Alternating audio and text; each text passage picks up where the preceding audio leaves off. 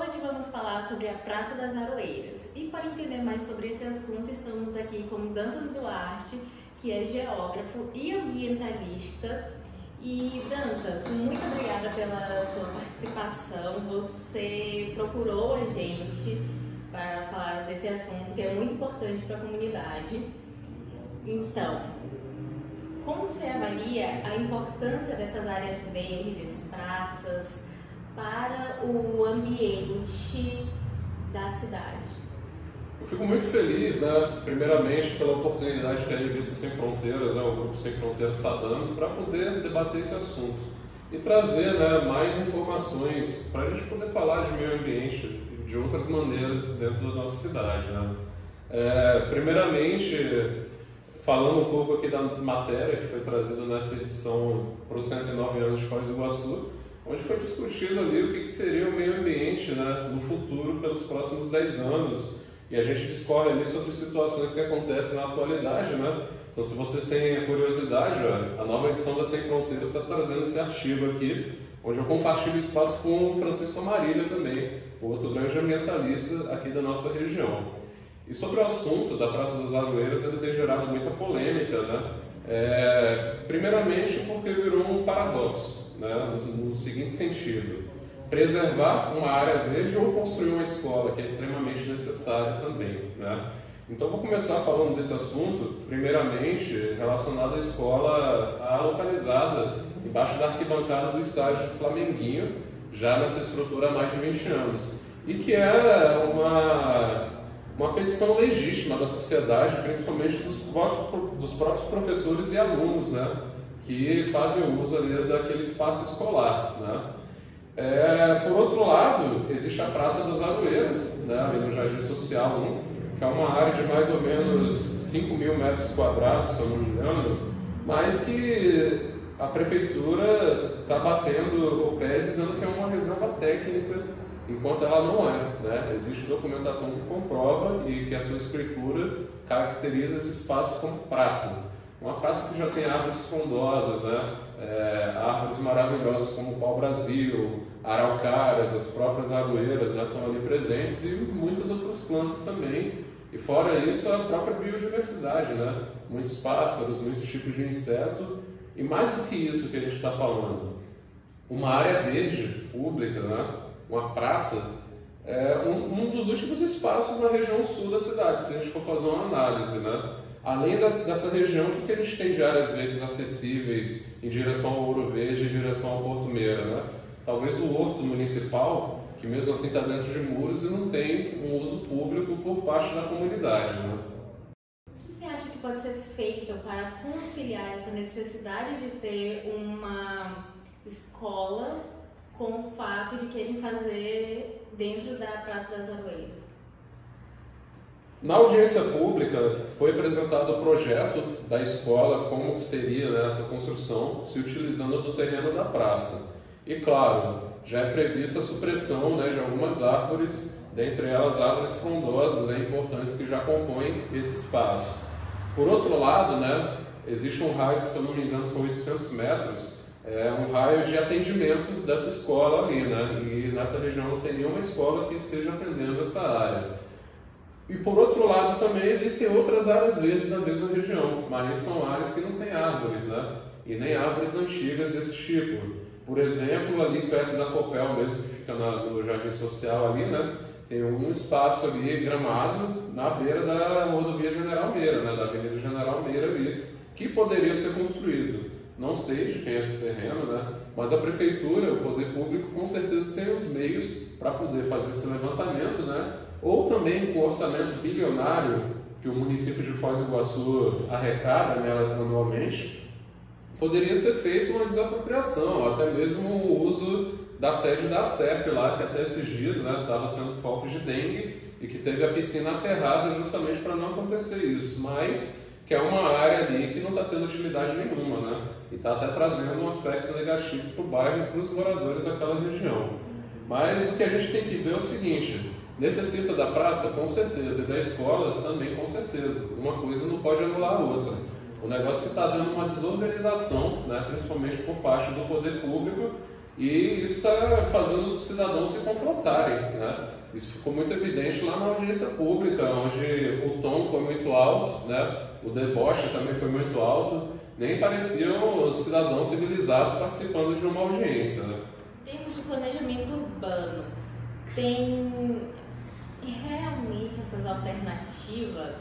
Você acha que são lugares que a escola estaria, tipo assim, um bom lugar? Que seria melhor do que a praça, né? Porque claramente a praça é importante e a escola também. Mas tem de fato esses lugares? Foram apresentados lugares em que poderiam comportar a escola, né? Mas também foram apresentadas algumas ressalvas, como alguns terrenos que não viriam atender a metragem, né? Principalmente para a característica desse projeto. Lembrando que são escolas de educação básica, né? E pelo que eu entendi, obrigatoriamente o projeto tem que ser de um pavimento, né? Já existe um padrão dentro do município para esse formato de escola, né? Mas, por outro lado, qual que vai ser a solução? Desmatar uma praça, suprimir o espaço público, o espaço de uso público da comunidade para poder instalar essa escola, né? Com certeza, também o município ele tem esses mecanismos de análise muito mais aprofundados do que eu, né? Um geógrafo que tenho minha metodologia até então limitada, né? Para poder te falar com certeza se sim ou se não, né? Ou poder aquisitivo, para poder, às vezes, até desapropriar uma área que seja de interesse municipal. O município ele tem esse poder, né, de promover a desapropriação em prol do bem público, né? Quais são os impactos sociais e ambientais, principalmente, de acabar com a Praça das Aroeiras? Bom, eu queria ressaltar de que a cidade fez 109 anos, agora no dia 10 passado, né? E que a cidade ela é decorrência de um processo histórico, né? Uma construção que ela não acaba aqui nesse momento. Uma cidade que se planeja para o futuro, ela vai pensar sim em preservar as suas áreas verdes, principalmente dentro dos paradigmas de hoje, né? Uma cidade que se diz sustentável, ela vai prezar pela preservação das áreas verdes, ela vai prezar pela boa limpeza urbana, ela vai prezar pela preservação dos rios, né, e das águas urbanas. Infelizmente, Foz do Iguaçu está perdendo o trem da história em relação a esse assunto, né? A gente vê rios muito poluídos, a gente vê lixo generalizado, principalmente no centro da cidade. É muito comum encontrar lixo espalhado pela rua, que em geral é pelos bairros, então, né, pelos terrenos baldios. A gente está vendo aí uma falta de educação ambiental em todos os aspectos, né? E uma cidade que se projeta para o futuro e que bate no peito, né, para afirmar que é ambientalmente correta, ou que detém aqui um dos maiores tesouros preciosos, né, como as Cataratas do Iguaçu, ela não está sendo exemplo para ninguém. Não precisa a gente ir muito longe, né? É só ir ali em Santa Terezinha de Itaipu, que é uma cidade que está dando show em planejamento urbano, né? Que tem 3 parques públicos ou mais espaços desse tipo, qualificados, né? E que refletem diretamente na qualidade de vida da população, né? Aliás, a gente está falando de espaços assim, que proporcionam bem-estar social, proporcionam, né, a sustentabilidade em si. Quais são as ações que a comunidade pode fazer para ajudar nessa questão? A gente tem visto uma participação da comunidade, né, principalmente da comunidade da região do Jardim Social. Infelizmente, eles têm sido taxados, né, por quem tem interesse de construir a escola nesse espaço a qualquer custo. Taxados de especuladores imobiliários, né, dizer que as madames que habitam naquela região ali não querem ver escola com crianças pobres, né, fazendo uso daquela área. O que eu acredito que não seja verdade. Na verdade, eu tenho certeza que não é isso, né?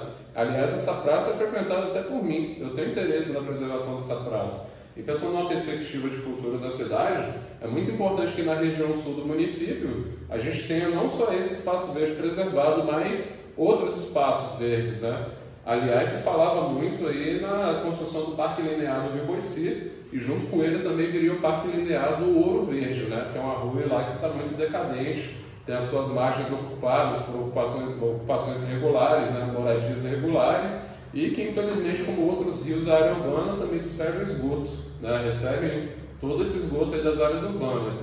E a gente tem uma qualidade ambiental muito ruim na região do Grande Porto Meira, do Ouro Verde ali. E um desses impactos negativos é a falta desse tipo de espaço, né? De praças muito bem constituídos muito bem definidas e que tenham todos os elementos necessários, né? A segurança, né? Para que o cidadão possa usufruir, praticar seu esporte, levar sua família a qualquer hora do dia, né? Isso não se restringe só ao horário do dia, né? À noite a pessoa tem que se sentir segura também para poder fazer uso desses espaços públicos. Então eu gostaria de saudar os moradores do Jardim Social 1, que já há muito tempo vem batido nessa tecla, né? E tem trazido essa discussão à tona, né? Eles estão na luta aí sempre e debatendo com toda a sociedade, né? Isso ficou muito evidente lá na audiência pública. A Alessandra Hoffmann, né, representou muito bem a população daquela área e argumentou muito bem também, todo baseado em documentos que estão dentro dos processos atinentes da Praça das Aroeiras. Você acha que a longo prazo a educação ambiental é a solução desses problemas que a gente está tendo aqui em Foz, de quererem tirar as árvores e os rios? Com certeza, né? A educação ambiental, a gente tem que ver que o que se pretende com a educação ambiental é a mudança de uma cultura. Isso, claro, vai demorar. A gente tem que pensar a longo prazo, são políticas públicas a serem implementadas e ainda mais uma sociedade deficiente em educação ambiental como em Foz do Iguaçu. É um processo que é longo, mas que com certeza vai dar ótimos resultados aqui para a nossa cidade, né? Lembrando também que é uma via de mão dupla. Não adianta a gente praticar uma educação ambiental virtual, né? Igual se pratica hoje em dia, onde se pensa que um folheto ou apenas uma propaganda vai surtir esse efeito. A educação ambiental ela tem que ser praticada em loco, né? Os espaços verdes, como a área do batalhão, por exemplo, eles têm que estar abertos e muito bem estruturados para o uso da comunidade. Os painéis interpretativos, os elementos interpretativos que vão promover também a educação ambiental têm que estar instalados, né? As pessoas têm que frequentar e ter contato com essas áreas para poder se perceber como parte integrante do ambiente, né? E a partir daí ter esse raciocínio de que preservar é preciso, é necessário, né? E assim a gente consegue conduzir a cidade para esse futuro de sustentabilidade que tanto se fala hoje, né? Muito obrigada, Dantas. Tem mais alguma coisa que você gostaria de falar? Olha, eu fico muito agradecido mais uma vez pelo espaço que está sendo dado aqui para a discussão desse assunto. Eu acredito que esse assunto ele tem que ser, sim, discutido até a exaustão, ser levado muito adiante, né? É muito importante um meio de comunicação como o Grupo Sem Fronteiras estar tratando desse assunto, assim como outros grupos aqui na cidade, né? E que as pessoas saibam que isso é uma coisa que tem que estar sendo discutida hoje, né? Pouco se discute de meio ambiente na atualidade, pouco se discute de meio ambiente nas mídias. Talvez por isso as pessoas ainda não se perceberam como parte integrante do meio ambiente, né? Mas a gente tem que ver que políticas públicas bem aplicadas, né? Uma cidade muito bem estruturada, muito bem planejada para o futuro, vai ativar, né, na cabeça do cidadão essa parte aí que está faltando, que é justamente a educação ambiental em si. A educação ambiental como parte constituinte do próprio cidadão.